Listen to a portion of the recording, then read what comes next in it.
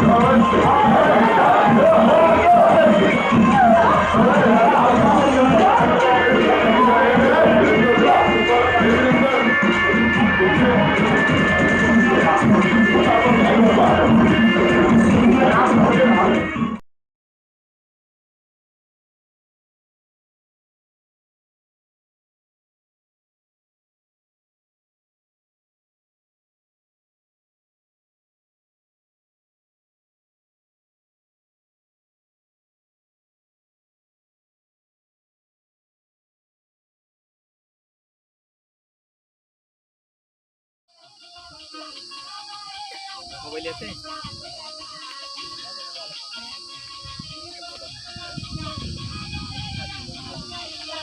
तू और जा